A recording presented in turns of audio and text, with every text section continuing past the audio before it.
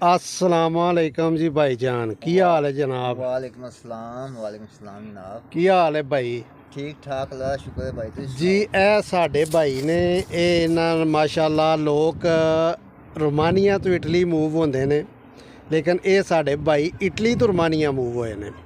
ਭਾਈ ਇਸ ਦਾ ਕੀ ਰੀਜ਼ਨ ਹੈ, ਤੁਸੀਂ ਸਾਨੂੰ ਦੱਸ ਸਕਦੇ ਹੋ? ਇਸ ਦਾ ਇਹ ਰੀਜ਼ਨ ਹੈ ਕਿ ਮੇਰੇ ਕੋਲ ਇਟਾਲੀਆ ਦੇ ਜਿਹੜੇ ਪੇਪਰ ਸਨ ਨਾ, ਉਹਦੀ ਵਜ੍ਹਾ ਤੋਂ ਮੈਂ ਇਟਾਲੀਆ ਦੇ ਵਿੱਚ ਸ਼ਾਦੀ ਕੀਤੀ। ਠੀਕ ਹੈ। ਅੱਛਾ, ਤੇ ਉਹ ਜਿਸ ਨਾਲ ਸ਼ਾਦੀ ਕੀਤੀ ਉਹ ਰੋਮਨ ਲੜਕੀ ਸੀ? ਉਹ ਰੋਮਾਨੀਆ ਦੀ औरत सी ते इत्थे आर्मी च कैप्टन है। सही है। तो इस वजह तो करके फिर मैं इत्थे डॉक्यूमेंट चेंज किए, क्योंकि मैं रोमानिया की गौरमेंट में टैक्स देना चाहता हाँ, ताकि मेरे पाकिस्तान मेरे बच्चे ने। सही है। ठीक है, उन्होंने मैं इत्थे बुला लवां जी। सही बात, बहुत अच्छी बात है। कितनी देर हो गई जो तुहानू रोमानिया च आया? मैनू इत्थे 5वां साल जा रहा है, 5 साल हो जाने ने जनवरी। माशाल्लाह जी, माशाल्लाह जी। सब तो वड्डी गल जनाब कि भाई का असी चेहरा प्राइवेसी रीजन तो नहीं दिखा सकते। भाई खुद ही जड़े ने कैमरे ते नहीं आना चाहते, तो रियलिटी है भाई इटली तो रोमानिया मूव होए ने और 5 साल हो गए ने भाई। अच्छा जी सर, इत्थे की तुसी जॉब करते हो? इत्थे जॉब मैं इत्थे ग्लोबो की जॉब करना। हाँ, होम डिलीवरी की जॉब है? बिल्कुल बिल्कुल होम डिलीवरी की जॉब। तो ये तुसी किन्ना कु अर्न कर लेंदे हो इहदे विचों योमियां? ये तकरीबन तुहाडे कोल अगर ड्राइविंग लाइसेंस है तो कार है ना जी, तो तुसी 300 285 300 ली तुसी अर्न कर सकते हो। ठीक है, पर डे का? पर डे का। अच्छा, ठीक है, ये महीने का अगर 9000 बनता या 8000 बनता ली, सही बात है। तो ਉਹਦੇ ਵਿੱਚੋਂ जनाब तुहाडा 2000 ली का पेट्रोल लग जाता है। हाँ जी, ठीक है, सही है। 300 रुपया ਜਿਹੜਾ ਵੀਕਲੀ ਤੁਹਾਡਾ ਟੈਕਸ ਹੈ। वीकली ਵੀਕਲੀ मतलब पर मंथ ਦਾ ਇਹ 1200 ਲੀ ਟੈਕਸ ਹੈ ਸਿਰਫ, ਉਹ ਤੁਸੀਂ ਅਦਾ ਕਰਨਾ ਹੈ, ਉਹ ਜਿਹੜਾ ਗਵਰਨਮੈਂਟ ਲੈਣਾ ਸਾਡੇ ਕੋਲ। ਜੀ ਜੀ ਜੀ ਜੀ, ਸਹੀ ਬਾਤ ਹੈ। ਉਸ ਤੋਂ ਇਲਾਵਾ ਜਨਾਬ ਕਮਿਸ਼ਨ ਜਿਹੜੀ ਐਪ ਨੇ ਲੈਣੀ ਹੈ ਗਲੋ ਵਾਲਿਆਂ, ਸਹੀ ਜਿਹੜੀ ਹੈ। ਇੱਥੇ ਕੰਪਨੀ ਹੈ। ਸਹੀ ਠੀਕ ਹੈ। ਹੈ, ਜਿੰਨਾ ਤੁਹਾਡਾ ਕੰਟਰੈਕਟ ਕਰਾਇਆ। ਠੀਕ ਹੈ, ਹਾਂ, ਉਹ 8.9% ਉਹਨਾਂ ਦੀ ਹੈ। मतलब 1000 पीछे तकरीबन 90 रुपये। अब बस इतना आगे पीछे ये भाई 1 2 3 उत्ते या थल्ले ने। ठीक है, बाकी ये नहीं है। ठीक है, ठीक हो गया। तो ड्राइविंग लाइसेंस तुसां इत्थे बनाया सी या पाकिस्तान बना के आना सारे?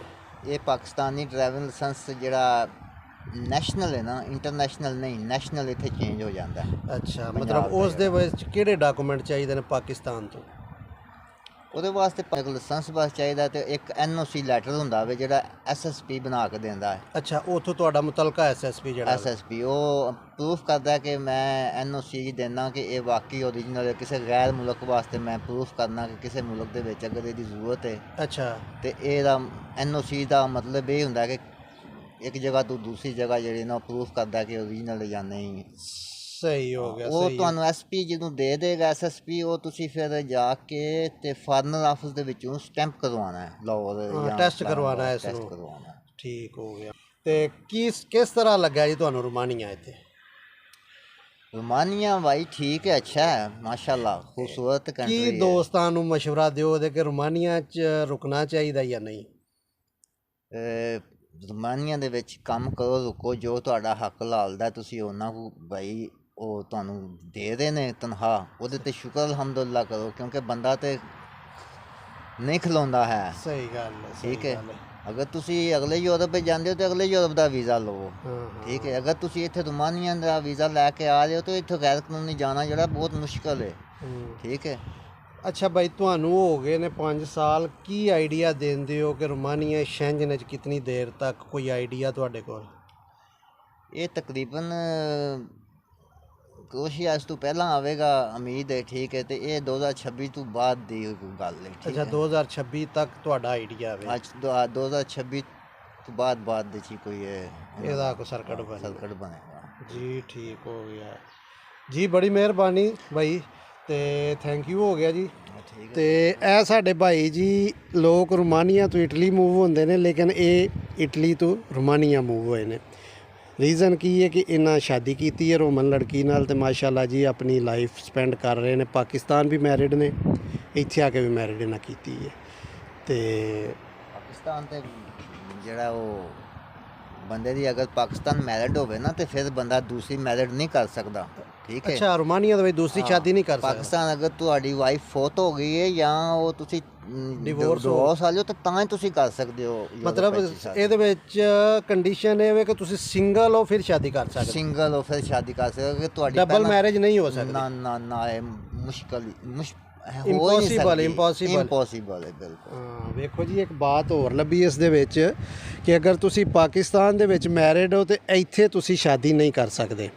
ਸਭ ਤੋਂ ਮੇਨ ਬੇਸਿਕ ਚੀਜ਼ ਜਿਹੜੀ, ਹਾਂ ਅਗਰ ਤੁਹਾਡੀ ਸ਼ਾਦੀ ਹੋਈ ਹੈ ਪਾਕਿਸਤਾਨ, ਤੁਹਾਡੀ ਵਾਈਫ ਦੀ ਡੈਥ ਹੋ ਗਈ ਕਿਸੇ ਰੀਜ਼ਨ ਨਾਲ ਜਾਂ ਤੁਸੀਂ ਡਿਵੋਰਸ ਹੋ ਗਏ ਹੋ, ਉਸ ਤੁਹਾਨੂੰ ਡਿਵੋਰਸ ਪੇਪਰ ਦੇ ਨਾਲ ਅਨਮੈਰਿਡ ਦਾ ਸਰਟੀਫਿਕੇਟ ਬਣਵਾ ਕੇ ਦੇਣਾ ਪੈਣਾ, ਫਿਰ ਤੁਹਾਡੀ ਇੱਥੇ ਰੋਮਾਨੀਆ 'ਚ ਸ਼ਾਦੀ ਹੋ ਸਕਦੀ ਹੈ। ਤੇ ਬੜੀ ਮਿਹਰਬਾਨੀ ਜੀ ਬਾਈ।